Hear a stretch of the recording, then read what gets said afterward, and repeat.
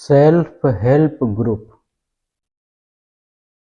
मतलब स्वयं सहायता समूह। समूह शब्द आपने बहुत ही सुना होगा। हर ग्राम पंचायत में समूह से बहुत सारे लोग जुड़े हुए हैं। 2007 से समूह के गठन की प्रक्रिया चल रही है। एक एक ग्राम पंचायत में कहीं कहीं 10 से 20 समूह गठित किए गए, लेकिन वो सारे समूह कहीं न कहीं निष्क्रिय हो गए, निष्प्रयोज्य हो गए। कारण उसका ये रहा कि जो समूह में लोग थे, जो उसके कोषाध्यक्ष थे, सचिव थे, अध्यक्ष थे, उन लोगों ने कहीं न कहीं जो सरकार से सहायता मिलती थी, जो बैंक से सीसीएल मिला था, उसका दुरुपयोग कर लिया, अपने व्यक्तिगत खर्चे में उसे ले लिया और बैंकों को पैसा वापस नहीं किया। आज हमें बात करनी है आपसे स्वयं सहायता समूह। सरकार की एक योजना है NRLM, जिसे राष्ट्रीय ग्रामीण आजीविका मिशन भी कहते हैं। इस योजना के अंतर्गत ग्राम पंचायतों में स्वयं सहायता समूह के गठन की कार्रवाई की जाती है। ऐसी महिलाएं जो एक समूह में कार्य करना चाहती हैं और BPL कैटेगरी की हैं, सभी का एक उद्देश्य है, किसी एक अपने बिजनेस को लेकर कोई भी किसी भी तरह का कार्य हो, चाहे वो बकरी पालन का हो, भैंस पालन का हो, मुर्गी पालन का हो, कढ़ाई का काम हो, सिलाई का काम हो, आटा दाल का काम हो, दलिया बनाने का काम हो, कोई भी काम जो समूह में किया जा सकता है। ऐसे उद्देश्यों की पूर्ति के लिए सरकार राष्ट्रीय ग्रामीण आजीविका मिशन के तहत समूह के गठन की कार्रवाई करवाती है और जो गठित समूह होते हैं उनको बैंक से लिंक करवा दिया जाता है। 6 महीने तक बैंक उनके रिकॉर्ड देखती है। तो आज हम बात करेंगे इसी बारे में। हमारे चैनल को सब्सक्राइब कर लीजिएगा अगर अभी तक आप हमसे नहीं जुड़े हैं। क्या समूह का गठन कर हम हजारों रुपए की इनकम अपने कर सकते हैं? थोड़ी देर आप विचार करिए। जिस काम को आप कर रहे हैं उसी काम के लिए सरकार और बैंक आपको अलग से धनराशि दे दे, बड़ी मात्रा में धनराशि देते, तो आप अपना कार्य बढ़ा लेंगे और उस बढ़े हुए कार्य से इनकम भी आपकी बढ़ जाएगी, आपके समूह की इनकम बढ़ जाएगी। तो महिलाओं को आर्थिक रूप से स्वतंत्र करने के लिए सरकार की यह योजना है स्वयं सहायता समूह, जिसमें महिलाएं एक जैसे विचारधारा की जो महिलाएं हैं, एक जैसा कार्य करने वाली महिलाएं हैं, ऐसी महिलाएं एक ही आय कैटेगरी की 10 से 20 महिलाएं मिलकर एक समूह का गठन कर सकते हैं।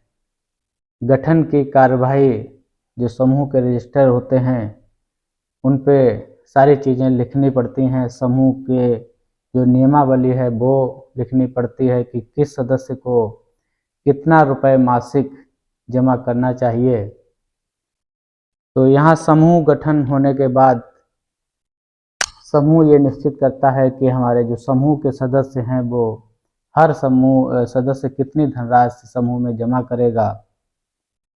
तो यहाँ एक बात ये समझने की आवश्यकता है, पहले लोगों ने एक लक्ष्य पूर्ति के लिए 10 रुपये प्रति सदस्य के हिसाब से समूह की जो धनराशि थी, मेंबरशिप की धनराशि थी, वो निर्धारित कर दी, लेकिन वो कहीं न कहीं ठीक नहीं थी। 10 रुपये बहुत ही कम धनराशि होती है। अगर समूह अपने खुद की स्वयं सहायता करना चाहता है तो ऐसी धनराशि समूह के पास इकट्ठी होनी चाहिए जो किसी के काम आ सके। वहीं अगर कम से कम 200-250 रुपये हो और 15 लोग 20 लोग तक अगर समूह में हो तो 4-5 हज़ार रुपये महीना समूह में हर महीने जमा होगा।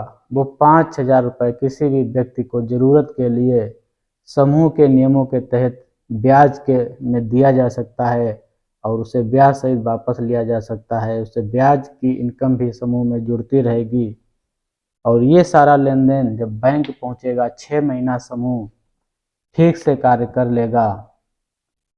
जो सरकार का उसमें अनुदान है, बैंक का सीसीएल है, वो आपको मिल जाएगा अपना काम करने के लिए। तो बहुत ही बढ़िया रास्ता है समूह के माध्यम से। जो सक्रिय महिलाएं हैं उनके लिए अपनी आय बढ़ाने के लिए, चाहे वो अपना बकरी पालन भी कर सकती हैं, भैंस का पालन भी कर सकती हैं। जो कुटीर उद्योग छोटे होते हैं, कढ़ाई का काम है, बुनाई का काम है, सिलाई का काम है, खाने पीने की वस्तुएं बनाने का काम है, अचार का काम है, पापड़ का काम है, बिजली की छोटी छोटी फिटिंग का काम है। बहुत सारे समूह इस तरह के कार्य करते हैं और मार्केट में अपना कहीं न कहीं वो धंधा कर रहे हैं, उससे कुछ ना कुछ वो इनकम भी कर रहे हैं। तो मुझे यही कहना था, अगर आप महिला हैं और आत्मनिर्भर होना चाहती हैं आर्थिक क्षेत्र में, तो आप अपने जैसी महिलाओं को साथ लेकर एक समूह का गठन कर लें और इस गठन में आप अपने ग्राम पंचायत में अपने प्रधान से या अपने सचिव से बात करेंगे तो उसमें आप जो आपके गांव में कहीं न कहीं समूह सखी होंगी, जो आपके समूह के ही बीच की कोई महिला होगी, उस समूह सखी का सहयोग लेके आप समूह का गठन करवा लें, समूह की एक नियमावली बना लें, समूह को ब्लॉक स्तर पर जो NRLM के अधिकारी होते हैं उनके माध्यम से बैंक को सूचना भिजवा दें, बैंक से समूह को लिंक करवा दें। जब समूह 6 महीना पुराना लगभग हो जाएगा, समूह की जो गतिविधियां हैं, मासिक बैठे हैं, साप्ताहिक बैठकें हैं, सारी बैठकें जो लिखा पढ़ी में की जाएंगी, समूह के पास जो बचत की धनराशि आ रही है उस धनराशि को समूह के सदस्यों को ही एक निश्चित ब्याज दर पे जो समूह निर्धारित करेगा उस ब्याज दर पे अपने सदस्यों को वो धनराशि देंगी और समय से वो धनराशि उनसे वापस भी ली जाएगी। वही धनराशि किसी अन्य समूह के सदस्य को दी जाएगी जिसे ज़रूरत होगी। तो ये सारी गतिविधियां रिकॉर्ड में होनी चाहिए, जिससे बैंक जब ये देखेगा कि 6 महीने में इस समूह द्वारा बहुत ही अच्छा काम किया गया है, लेन देन बहुत अच्छा किया गया है, जो समूह के अभिलेख हैं वो ठीक से व्यवस्थित किए गए हैं, समूह की बैठकें समय से हुई हैं और समूह का अपना एक उद्देश्य है, तो ऐसे उद्देश्यों की पूर्ति के लिए समूह आपको एक सीसीएल धनराशि देती है। उस धनराशि के उपयोग पे बैंक नज़र रखती है कि किस तरह आपने उस सीसीएल की धनराशि का उपयोग किया है। उसके बाद बैंक आपको एक बड़ी धनराशि समूह के जिस उद्देश्य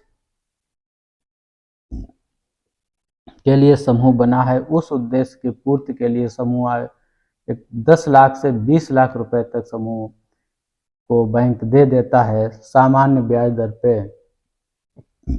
तो बहुत बड़ी एक धनराशि होती है समूह में कार्य करने के लिए। सभी समूह के सदस्य अगर ईमानदारी से कार्य करें तो वो अपना निश्चित ही आर्थिक उत्थान कर सकते हैं, अपने घरों की ज़रूरत को पूरा कर सकते हैं, अपने आर्थिक संसाधन बढ़ा सकते हैं। तो इस तरह समूह तो बहुत सारे चले लेकिन गांव में बंद हो गए। अगर फिर भी आपके मन में कहीं विचार है कि हम समूह के माध्यम से अपना रोजगार हासिल करना चाहते हैं, तो नए सिरे से NRLM के माध्यम से समूह का पुनः गठन करें। अगर समूह निष्क्रिय कोई पड़ा है तो आप उसे फिर से सक्रिय कर सकते हैं और उसके उद्देश्य की पूर्ति के लिए आप नए सिरे से सारी कार्रवाई भी की जा सकती है।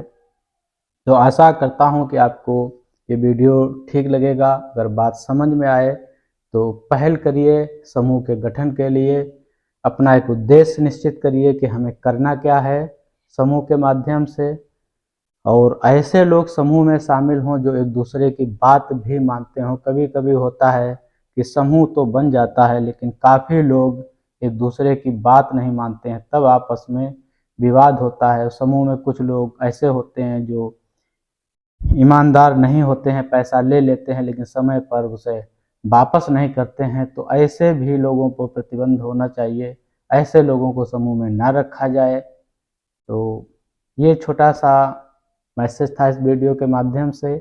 आपको अपने भविष्य के लिए सोचना है, और ये निश्चित है कि समूह का गठन कर आप हज़ारों रुपए कमा सकते हैं, लेकिन उसके पीछे आपका एक उद्देश्य होना चाहिए, आपकी मंशा होनी चाहिए, आपको परिश्रम करने की क्षमता होनी चाहिए, आपके अंदर लगन होनी चाहिए। जब ये सारी बातें एक समूह के अंदर होंगी, हर सदस्य के अंदर होंगी, तो निश्चित ही समूह के माध्यम से आप कोई बड़ा काम कर पाएंगे।